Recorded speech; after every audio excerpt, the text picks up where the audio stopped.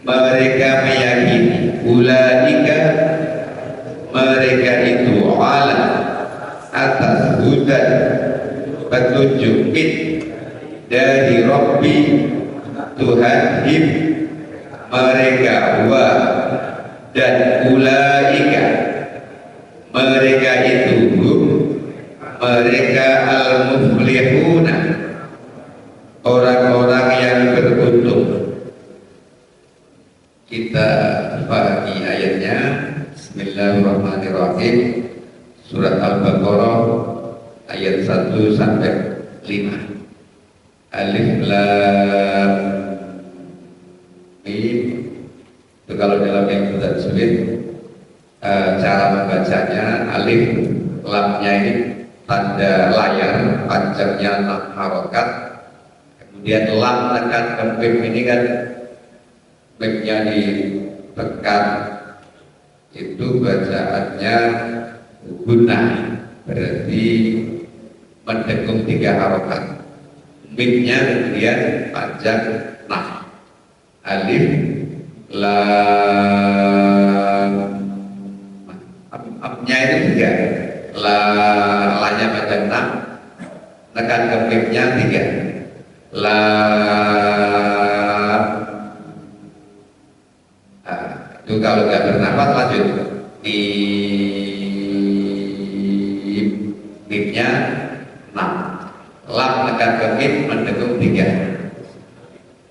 Dzalika itu al-kitabu, kitab maksudnya kitab Al-Quran. Salah satu nama dari Al-Quran adalah Al-Kitab, artinya yang ditulis. Ini sebagai isyarat bahwa kita diperintahkan untuk menulis. Setelah membaca Al-Alaq, Iqra bismi rabbikal ladzi khalaq, Allah memerintahkan kita membaca, maka kita diperintahkan juga menulis. Karena apa? Ingatan kita ini kan terbatas. Kalau kita belajar tidak kita tulis, rentan lupa, khawatir lupa. Supaya tidak lupa, ditulis. Nah, ditulis yang istimewa lagi itu ditulis di hati, dimasukkan ke hati. Al ilmu fis sudur la fis sudur. Ilmu itu di hati, bukan di tulisan. Tapi untuk belajar tetap harus ditulis. Nama-nama lain dari Al-Quran ada kitab, Al-Quran sendiri bacaan untuk dibaca, tidak untuk dilihat saja, tidak untuk dipajang di almari Al-Quran kita, tapi harus dibaca. Kemudian ada Al-Bayyinat, penjelasan-penjelasan. Al-Quran menjelaskan semua ayat-ayat Allah, tanda-tanda kebesaran Allah. Ada Al-Huda, petunjuk. Al-Quran fungsinya sebagai sumber petunjuk, sumber hidayah. Nama lain dari Al-Quran lagi Al-Dzikr, Al-Dzikr yang diingat. Al-Quran untuk diingat, jangan dilupakan. Itu diantara nama-nama Al-Quran. La tidak roiba keraguan fihi di dalamnya. Al-Quran itu hak, benar wahyu Allah, tidak ada keraguan sedikit pun di dalam Al-Quran. Buktinya tadi ayat 1 alif lam mim. Itu kita kan tidak tahu artinya. Apa artinya alif lam mim? Terjemahnya ayat 1 ya tahu alif lam mim. Ini para ahli tafsir ada yang menyerahkan pengertiannya kepada Allah, karena alif lam mim itu termasuk ayat-ayat mutasyabihat. Ya, ayat Al-Quran itu kan ada 2 di juz 3 itu yang dulu pernah kita pelajari. Satu ayat yang muhkamat, ayat yang jelas, ayat yang tidak butuh penafsiran lagi. Contoh langit, bumi, siang, malam, itu kan jelas, tidak usah kita ditafsirkan lagi, kita sudah paham. Yang kedua ada ayat mutasyabihat, ayat Al-Quran, ayat yang masih sangat kontekstual, masih butuh penjelasan dari ahlinya, dari para mufassir ahli tafsir. Termasuk ayat yang kita syariat alif lam mim, kita tidak tahu artinya. Artinya para tafsir menyerahkan kepada Allah. Namun ada di antara tafsir yang memberikan penjelasan-penjelasan, memberikan penafsiran. Ada yang menyebutkan alif lam mim ini nama dari surat. Nama dari surat Al-Baqarah itu diantaranya alif lam mim. Al-Baqarah, satu Al-Baqarah. Al-Baqarah itu kan artinya sapi betina, karena ayat-ayatnya ada yang menjelaskan tentang penyembelihan sapi betina pada zaman Bani Israel, zaman dulu. Surat Al-Baqarah ini surat yang paling panjang di dalam Al-Quran. Ada 286 ayat diturunkan. Sebagian besar ayatnya adalah di Madinah atau surat Madaniyah. Setelah Nabi Hijrah berarti disebut Madaniyah. Bahkan ada ayat yang terpanjang di Al-Quran itu juga di dalam surat Al-Baqarah. Ayat berapa itu? 282 di juz 3. Itu satu halaman, satu ayat. 282. Ayatnya tentang apa itu? Muamalah, hubungan dengan manusia, hutang piutang dan seterusnya.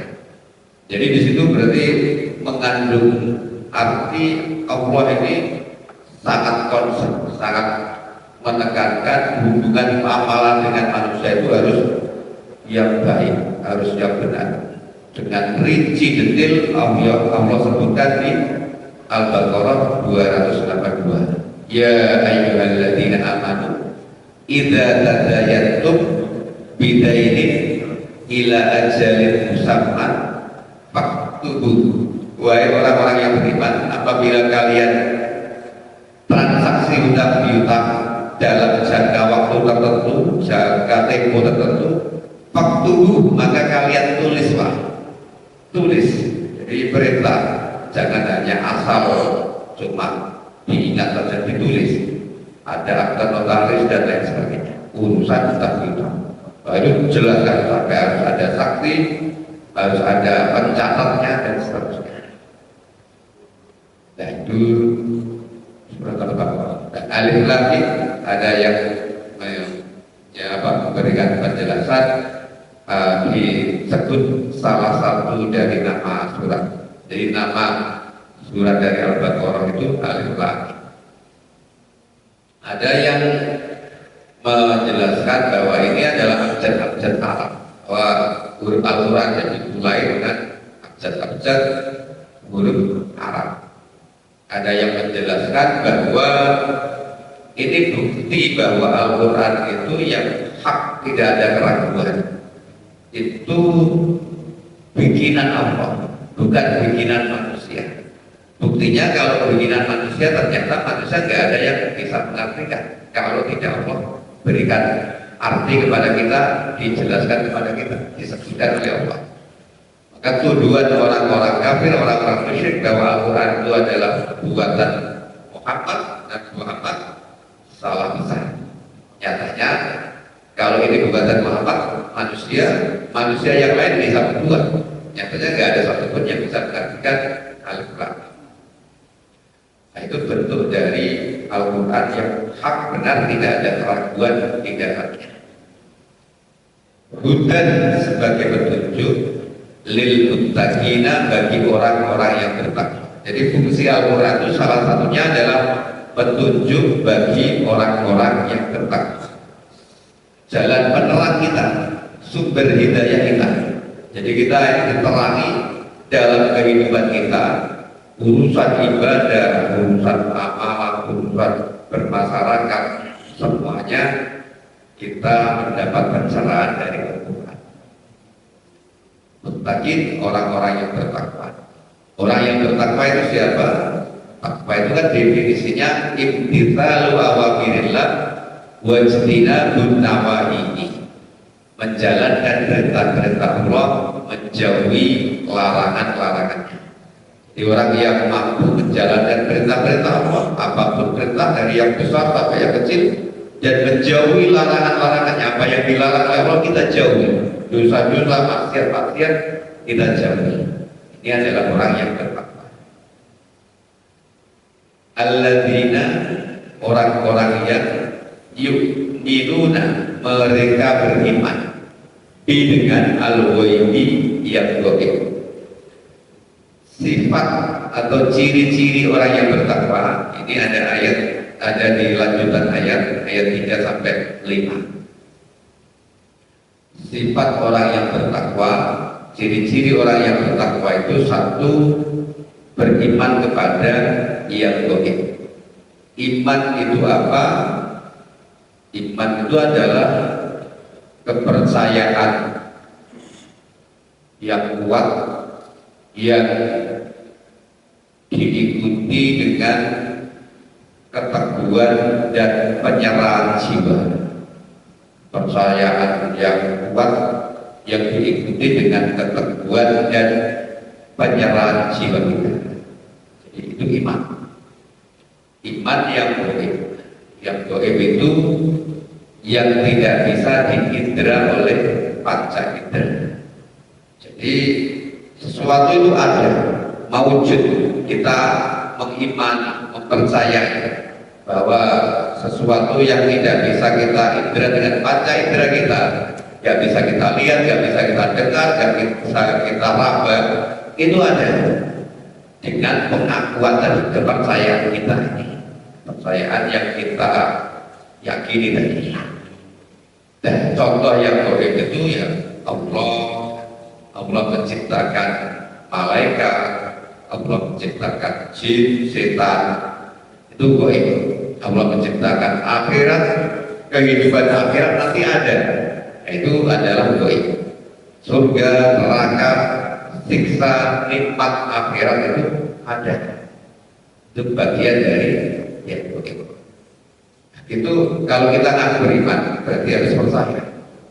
Wa yuqimuna, dan mereka mendirikan, mereka menegakkan as-sholata, sholat.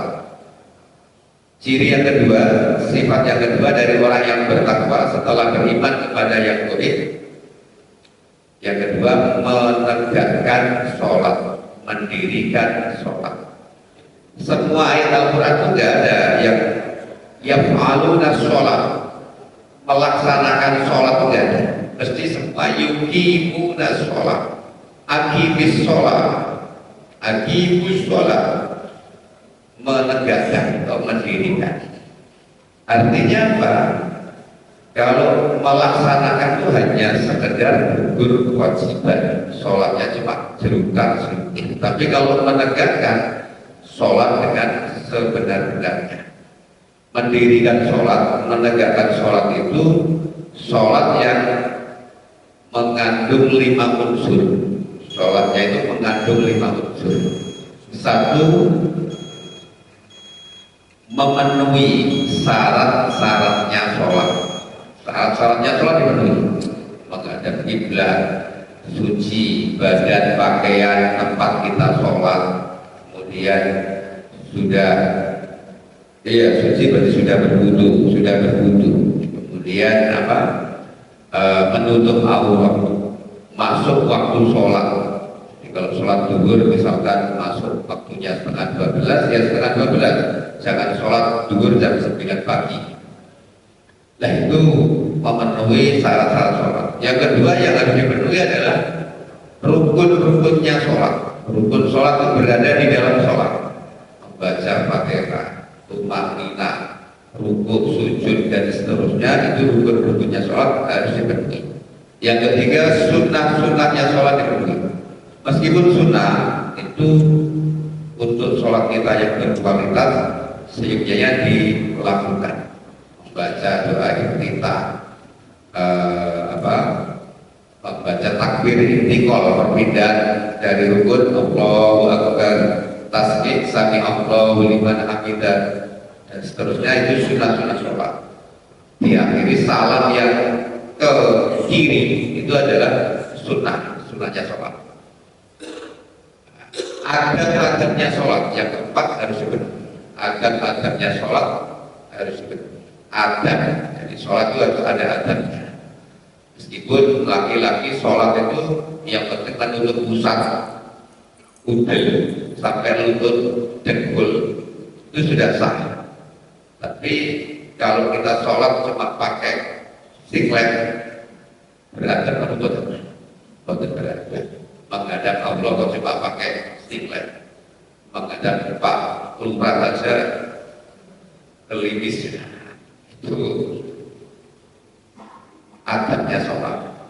Kalau ada orang sholat pakai kaos oblong, loh bukan punyanya hanya kaos oblong, iya ada masalah kalau punyanya hanya kaos oblong. Yang jadi masalah itu kalau di belakangnya ada tulisannya narkobali, nasiranes kopi Bali.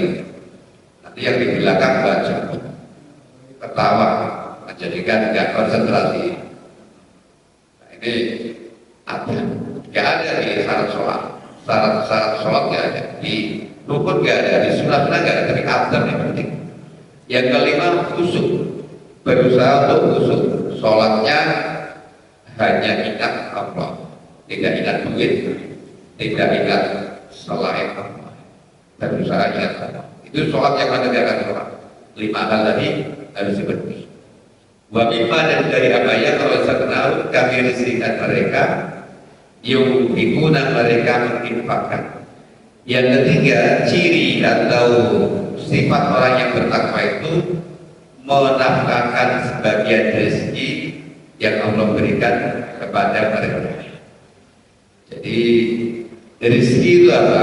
Rezeki itu adalah segala hal yang bisa diambil manfaatnya, segala hal yang bisa diambil manfaatnya. Jadi tidak hanya harta saja. Bayangan kita kadang-kadang terlalu sempit. Yang dikatakan rezeki itu ya duit terus ya. Padahal rezeki itu tidak hanya duit, kesehatan, umur yang barokah, semua itu rezeki. Segala hal yang bisa diambil manfaatnya itu rezeki. Itu harus kita infakkan di jalan apa? Kalau berupa materi ya berupa materi. Kita menambahkan sebagian harta kita di jalan Allah, menyumbang memakmur untuk kemakmuran Masjid Al-Mutaqin. Kita menambahkan untuk fakir miskin, apa anak yatim dan sebagainya. Itu ciri orang yang bertakwa yang ketiga. Yang keempat, walladzina, dan orang-orang yang yu'minuna, mereka beriman bima, dengan apa yang unzila diturunkan ilaika kepada, wa dan apa yang unzila diturunkan min qablika, dari sebelum kamu. Beriman terhadap apa yang Allah turunkan kepada Nabi Muhammad, yaitu iman kepada Al-Quran. Wa ma unzila min qablika, dan beriman terhadap apa yang Allah turunkan sebelum Nabi Muhammad, yaitu kitab-kitab sebelumnya. Kita mengimani Al-Quran dan mengimani kitab-kitab sebelum Al-Quran. Apa bedanya? Kalau iman kepada kitab sebelum Al-Quran, Taurat, Zabur, Injil, sukup-sukup yang Allah turunkan kepada para nabi. Sukup itu adalah lembaran-lembaran wahyu Allah yang belum dibukukan. Itu kita mengimaninya secara ijmali, global. Ijmali itu berarti pokoknya kita percaya bahwa Allah pernah menurunkan Taurat kepada Nabi Musa. Kita percaya Allah pernah menurunkan Zabur kepada Nabi Daud. Kita percaya Allah pernah menurunkan Injil kepada Nabi Isa. Kita percaya Allah menurunkan suku kepada Nabi Ibrahim dan seterusnya. Cuma percaya saja. Tidak perlu kita mengamalkan Taurat, sudah expired, sudah kedaluarsa. Tidak perlu kita mengamalkan Injil, sudah tidak masanya lagi. Ketika orang-orang Yahudi zamannya Nabi Musa wajib mengamalkan isi Taurat. Setelah Injil itu Allah turunkan kepada Nabi Isa, Taurat ini sudah expired, harus beralih kepada kitab Injil. Dan setelah Al-Quran ini Allah turunkan kepada Nabi kita Muhammad, umat Islam maupun keturunan Bani Israel yang Nasrani harus dan wajib meninggalkan Taurat dan Injil, beralih kepada Al-Quran yang tidak pernah menentang kitab sebelumnya. Al-Quran yang menyempurnakan kitab-kitab sebelumnya. Al-Quran ini menyempurnakan, isinya lebih lengkap lagi daripada kitab-kitab sebelumnya. Nah, yang kedua inilah, kalau kita beriman kepada Al-Quran itu imannya bersifat tafsiri. Tafsiri itu terperinci, detil. Artinya kita tidak hanya cukup percaya dengan Al-Quran saja.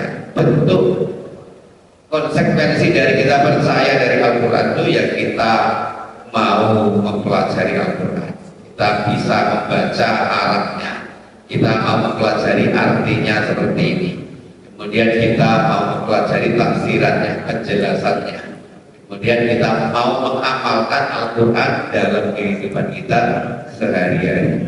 Ini namanya iman yang bersifat tafsiri, terperinci, iman kepada Al-Quran. Wabil akhirati, dan dengan akhirat, mereka orang-orang yang bertakwa, yuqinuna, mereka meyakini. Yang kelima, sifat atau ciri muttaqin, orang yang bertakwa adalah meyakini akan adanya kehidupan akhirat.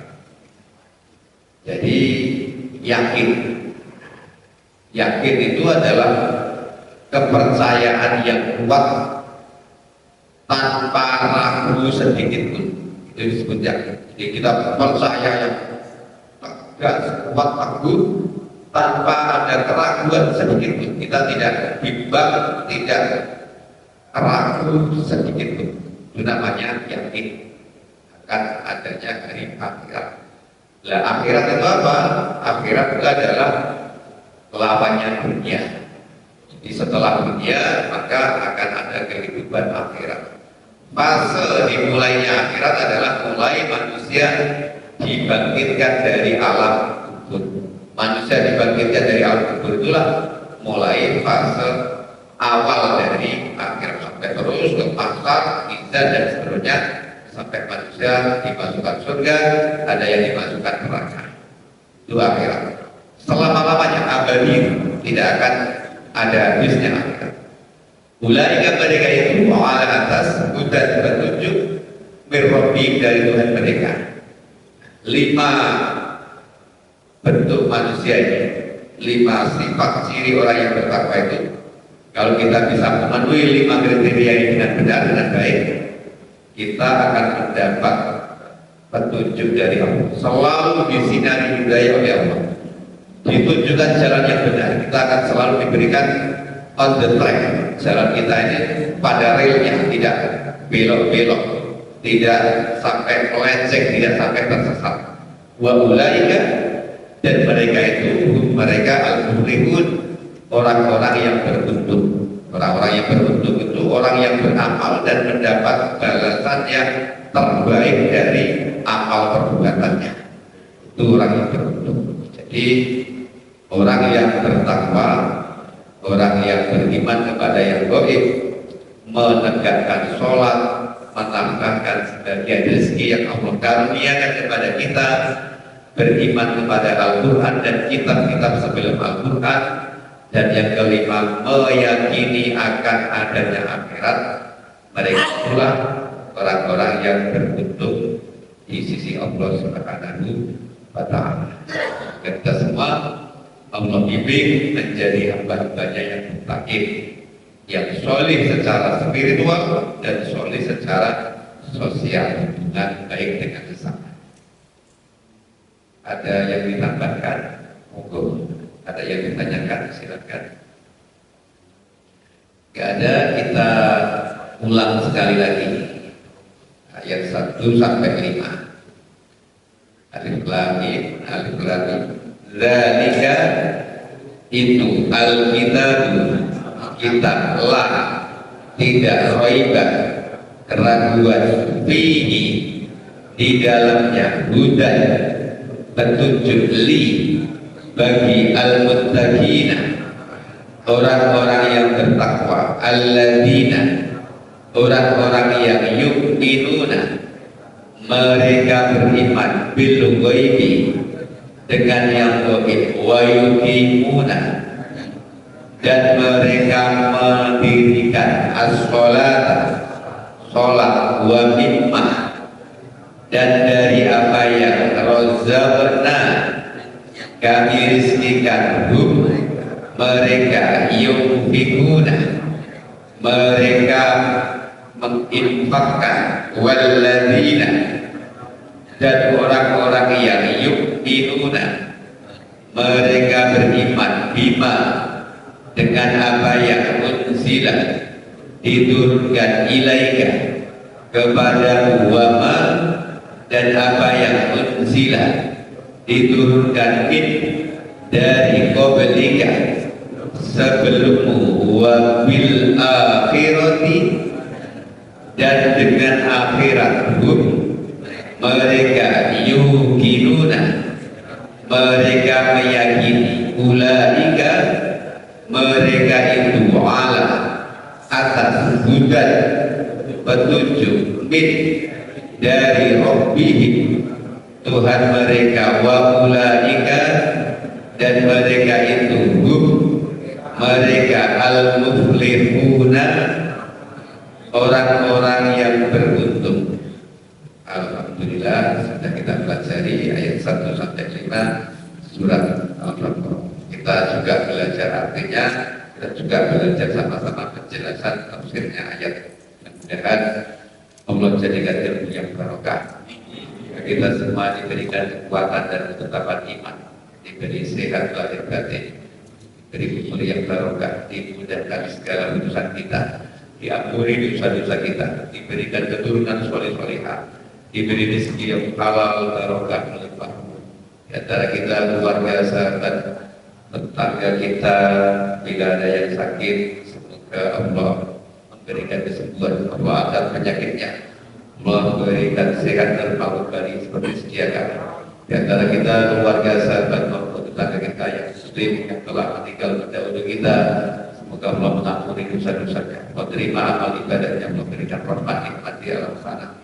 Semoga kita semua dijauhkan, dihindarkan dari semua bala, bencana, musibah, malapetaka yang mau menimpa kita. Dan semoga kita semua diakhiri oleh Allah, dimatikan dalam keadaan husnul khatimah.